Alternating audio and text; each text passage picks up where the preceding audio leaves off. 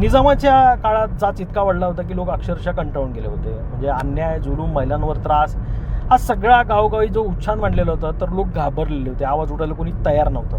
मग अशा काळात ना 1932ला कळंबमध्ये एक धडाडीचा मनुष्य उभा राहिला, तो म्हणजे गणपतराव कतले. त्यांनी आर्य समाज उभा केला, तरुणांची फौज उभी केली, तलवार भाला शिकवण्यासाठी शाळा सुरू केल्या.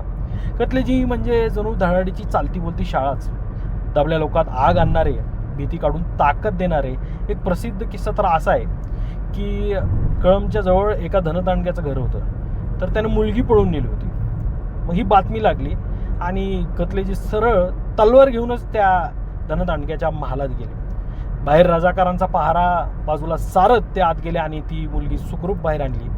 गावकऱ्यांनी हे पाहिल्यावर सगळे गावचे धैर्य 10 पट वाढले होते. असे एकटेच दौरे करायचे, रात्रंदिवस जनजागृती, महिलांची स्वतंत्र सेना, आर्य वीरांगना दल, हे सगळे कतलेजी चालवत असायचे. त्यांच्याकडे पैसे नव्हते असे नाही, पण सगळे आंदोलनासाठी त्यांनी ते ओतले.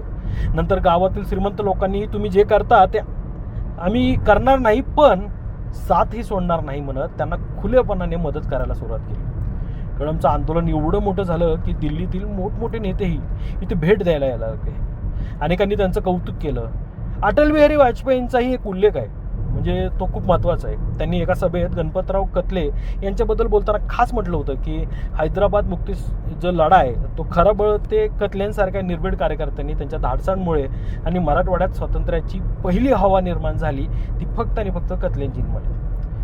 कतलेजी म्हणजे फक्त एक नेता नव्हते, तर ते लोकांच्या मनात धैर्याचा दिवा पेटवणारे व्यक्तिमत्व होते. आजही मुक्तीसंग्रामाचा इतिहास जर काढला तर पहिल्या ओळीत आठवण येते ती म्हणजे आपल्या कळंब शहरातील क्रांतिसिंह पंडित गणपतराव कतले यांची. ही माहिती तुम्हाला कशी वाटली ती कमेंट बॉक्समध्ये आम्हाला नक्कीच कळवा.